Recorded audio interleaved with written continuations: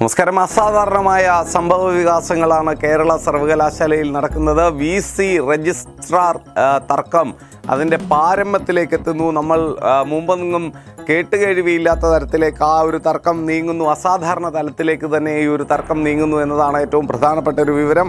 എന്തായാലും സസ്പെൻഷനിൽ ആയതിനാൽ ക്യാമ്പസിലേക്ക് പ്രവേശിക്കരുത് എന്നാണ് രജിസ്ട്രാർ KS അനിൽകുമാറിന് VC നോട്ടീസ് നൽകിയിട്ടുള്ളത്. പക്ഷേ താൻ അവഗണിച്ച് ഈ ഒരു നിർദ്ദേശം അവഗണിച്ചുകൊണ്ട് ജോലിക്കെത്തുമെന്ന ഒരു നിലപാടിൽ രജിസ്ട്രാറും എത്തിയിരിക്കുന്നു എന്നതാണ് ഏറ്റവും പ്രധാനപ്പെട്ട ഒരു വിവരം. ഇതിനിടെ വിവിധ സംഘടനകൾ ഇന്നും വ്യത്യസ്തമായിട്ടുള്ള പ്രതിഷേധ പരിപാടികൾ സർവകലാശാലയിൽ പദ്ധതിയിട്ടിട്ടുണ്ട്. അതിൻ്റെ ഒരു പശ്ചാത്തലത്തിൽ സർവകലാശാലയിൽ കർശനമായിട്ടുള്ള സുരക്ഷ ഒരുക്കാനാണ് പോലീസിൻ്റെ തീരുമാനമെന്ന് തന്നെ നമുക്ക് മനസ്സിലാക്കാൻ സാധിക്കുന്നു. രജിസ്ട്രാറുടെ സസ്പെൻഷൻ റദ്ദാക്കിയ സിൻഡിക്കേറ്റ് തീരുമാനത്തിനെതിരെയായിരുന്നു ഈ വൈസ് ചാൻസലർ ഏറ്റവും പുതിയൊരു നീക്കം നടത്തിയിരിക്കുന്നത്. സസ്പെൻഷൻ തുടരുമെന്നും സർവകലാശാലയുടെ പ്രമിസസിൽ പ്രവേശിക്കാൻ രജിസ്ട്രാർക്ക് അനുവാദമില്ല എന്നും ഡോക്ടർ KS അനിൽകുമാറിന് vice chancellor Mohan Kunnumel notice നൽകിയിരുന്നു.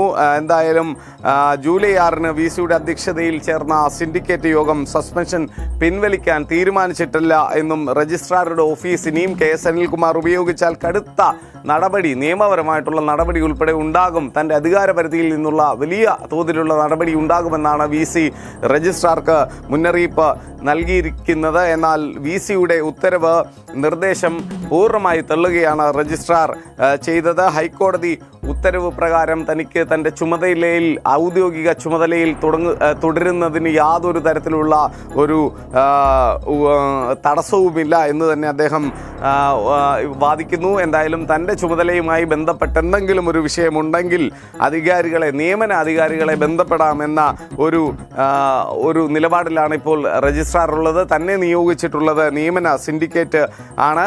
നിയമന സിൻഡിക്കേറ്റിൻ്റെ ഒരു തീരുമാനം വരുന്നത് വരെ താൻ ചുമതലയിൽ തുടരുമെന്ന ഒരു നിലപാടിൽ KS അനിൽകുമാർ എന്ന രജിസ്ട്രാറുടെ മുന്നോട്ട് പോകുമ്പോൾ കേരള സർവകലാശാലയിൽ കാര്യങ്ങൾ അത്ര ശുഭകരമല്ല. കേരള സർവകലാശാലയിൽ നടക്കുന്ന കാര്യങ്ങൾ വലിയ തോതിലുള്ള കൈവിട്ടു പോകുന്ന ഒരു കളിയിലേക്ക് മാറുന്നു. സ്വാഭാവികമായി സർക്കാർ നോമിനിയായി സർക്കാരിൻ്റെ ഭാഗത്ത് നിന്ന് അല്ലെങ്കിൽ ഇടതുപക്ഷ പ്രസ്ഥാനങ്ങളുടെ ഭാഗത്ത് നിന്ന് രജിസ്ട്രാറും സംഘപരിവാർ പ്രസ്ഥാനത്ത് നിന്നിട്ട് ഗവർണർക്കൊപ്പം നിന്നിട്ട് VCയും നിലപാടുകൾ സ്വീകരിക്കുമ്പോൾ സ്വാഭാവികമായും ഒരു സർവകലാശാല, നമ്മുടെ ഒരു പഠന കേന്ദ്രം, അതിൻ്റെ വലിയ തോതിലുള്ള ഒരു വിവാദത്തിലേക്ക് പോകുന്നു. അസാധാരണമായിട്ടുള്ള നടപടികളിലേക്കാണ് സർവകലാശാലയിലെ കാര്യങ്ങൾ പോകുന്നത് എന്നതാണ് ഏറ്റവും പ്രധാനപ്പെട്ട വിവരം.